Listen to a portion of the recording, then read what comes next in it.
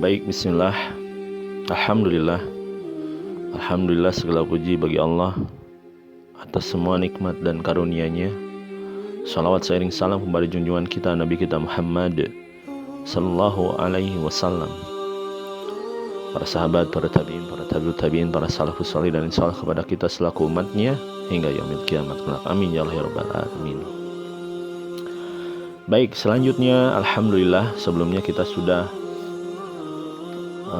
menyampaikan ya tulisan-tulisan tentang bagaimana kondisi kehidupan Rasulullah ketika bersama ibu susuannya, ya, yaitu Halimah, ya, di kabilah Bani Sa'ad. Kita akan melanjutkan, ya, masya Allah, setelah kejadian pembedahan Nabi Muhammad Sallallahu Alaihi Wasallam yang dilakukan oleh Jibril. Setelah kejadian itu, ibu susuannya Halimah merasa khawatir akan keselamatan bayinya, yaitu Muhammad Sallallahu Alaihi Wasallam. Akhirnya apa yang dia lakukan? Akhirnya dia lakukan adalah mengembalikan kepada ibunya, ya, mengembalikan kepada ibunya. Karena memang khawatir, takut terjadi apa-apa. Kemudian setelah kembali kepada pangkuan ibunda tercinta, ya, setelah kembali ke pangkuan ibunda tercinta, kemudian ibunda tercinta, ya, Aminah, ya, semoga Allah merahmatinya. Ibunda Nabi Muhammad Sallallahu Alaihi Wasallam berniat untuk menziarahi kuburan ayah Nabi Muhammad Sallallahu Alaihi Wasallam, yaitu Abdullah.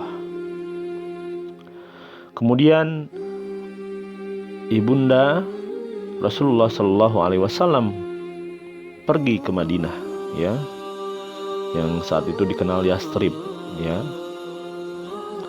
Pergi ke Madinah atau Yastrib bersama Ummu Aiman, pembantunya ada juga, dan mertuanya Abdul Muttalib,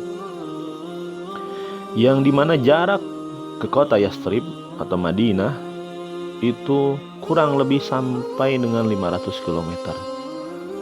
Dia berangkat bersama anaknya, ya, yang masih kecil, yaitu Nabi Muhammad Sallallahu Alaihi Wasallam bersama pembantunya dan Ummu Aiman dan mertuanya Abdul Muttalib.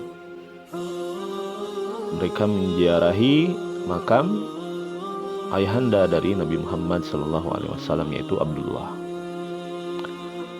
Setelah tinggal selama sebulan di sana, akhirnya dia berencana untuk kembali ke kota Mekah. Kemudian dia pulang, mempersiapkan segala sesuatunya bersama pembantunya Ummu Aiman dan mertuanya Abdul Muttalib. Tapi qadarullah, di tengah perjalanan dia terserang sakit, ya. Ibunda Nabi Muhammad Sallallahu Alaihi Wasallam terserang sakit, sehingga akhirnya dengan sakitnya itu meninggal dunia. Innalillahi wa inna ilaihi rajiun. Di suatu tempat yang bernama Al-Abwa, yang terletak di antara Mekah dan Madinah.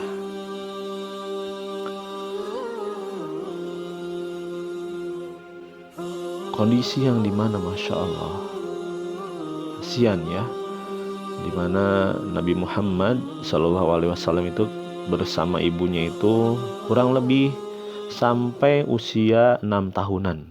Jadi ketika Nabi Muhammad usia 6 tahun, kemudian berziarah kubur kepada abinya, ya, Abdullah, semoga Allah merahmati. Kemudian ketika pulang dari kegiatan ziarah itu, karena memang jaraknya cukup jauh, ya, 500 km kurang lebih Jakarta Surabaya mungkin ya, Masya Allah ya. Dan kemudian Ibunda Aminah meninggal dan dikuburkan. Kakek Nabi Muhammad Abdul Muthalib melihat hal ini, merasa iba dengan cucunya ini, kasihan ya. Kemudian Nabi Muhammad SAW yang masih kecil ini dibawa kembali ke Mekah oleh kakeknya Abdul Muthalib. Perasaan kasih terhadap sang cucu yang yatim semakin bertambah di sanubarinya. Dan hal ini ditambah lagi dengan adanya musibah baru yang seakan menggores luka lama yang belum sembuh betul. Maka ibalah dia terhadapnya. Sebuah perasaan yang tak pernah ditumpahkan terhadap seorang pun dari anak-anaknya. Dia tidak lagi membiarkan cucunya, yaitu Nabi Muhammad SAW, hanyut dengan kesendirian dan kesedihan, yang dimana harus terpaksa dialaminya. Bahkan kakeknya ini lebih mengedepankan kepentingan Nabi Muhammad SAW yang yatim ini dibandingkan dengan anak-anaknya. Bahkan Ibnu Hisham berkata, biasanya tuh sudah terhampar permadani yang dihamparkan oleh Abdul Muthalib di bawah naungan Ka'bah. Lalu anak-anaknya duduk-duduk di sekitar permadani tersebut. Hingga ia datang, tak seorang pun dari anak-anaknya tersebut yang berani duduk-duduk di situ sebagai rasa hormat terhadapnya. Masya Allah, ini adab ya.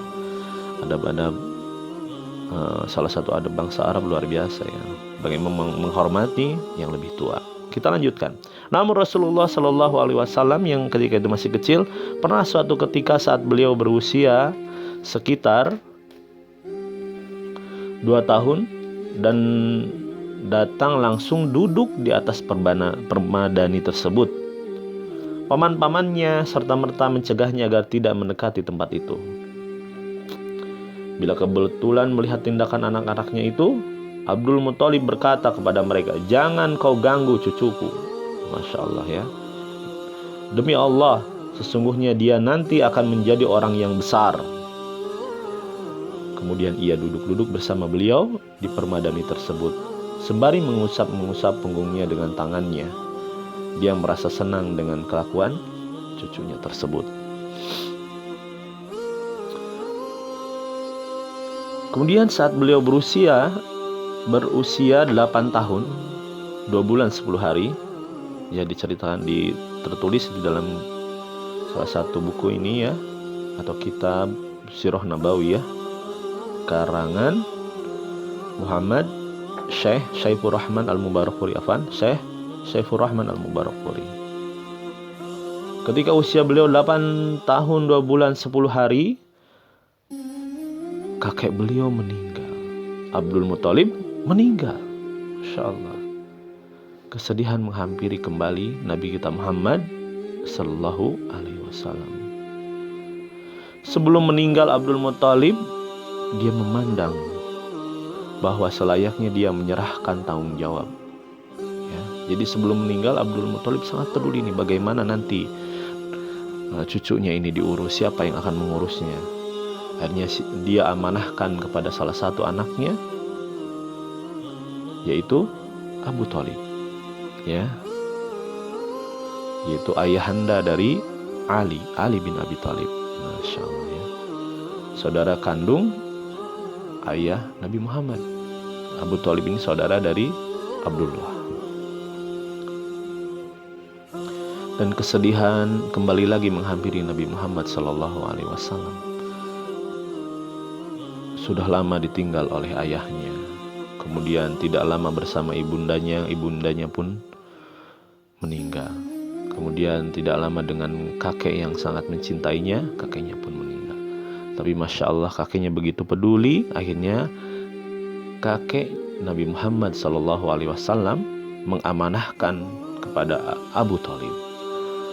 Dan pamannya, ini Masya Allah, Abu Thalib tidak kalah sayang ya kepada Nabi Muhammad SAW. Sangat sayang, menyayangi keponakannya. Dan Abu Thalib melaksanakan amanah yang diembankan kepadanya untuk mengasuh keponakannya dengan sebaik-baiknya dan menggabungkan beliau dengan anak-anak yang lain. Dia bahkan mendahulukan kepentingannya ketimbang kepentingan mereka. Dia juga mengistimewakannya dengan penghormatan dan penghargaan. Perlakuan tersebut terus berlanjut hingga beliau Shallallahu Alaihi Wasallam berusia di atas 40 tahun. Nah, lihat bagaimana Abu Thalib mengurus beliau, ya, bahkan mendidik beliau menjadi seorang pemuda sampai menikah, ya, karena sampai usia 40 tahun menjalankan amanah dari ayahandanya. Abu Thalib mengurusnya, menjaganya, memuliakannya, ya, membentangkan perlindungan terhadapnya, menjalin persahabatan, atau bahkan mengobarkan permusuhan dalam rangka membelanya. Dan sekilas tentang hal itu akan kami paparkan nanti pada pembahasan tersendiri. Masya Allah, ya, bagaimana kehidupan Rasulullah, Masya Allah. Dan itu menjadi pendidikan terbaik buat beliau, yang dimana kelak beliau mengemban amanah yang begitu besar, ya, untuk bukan hanya untuk kalangan bangsa Arab, tapi untuk manusia secara umum. Demikian, ya, semoga kita bisa mengambil manfaat bagaimana Rasulullah Shallallahu Alaihi Wasallam dibesarkan oleh orang-orang yang mencintainya. Subhanakallahumma wa bihamdika asyhadu an la ilaha illa anta astaghfiruka wa atubu ilaik. Hadanallahu wa iyyakum ajmain. Wassalamualaikum warahmatullahi wabarakatuh.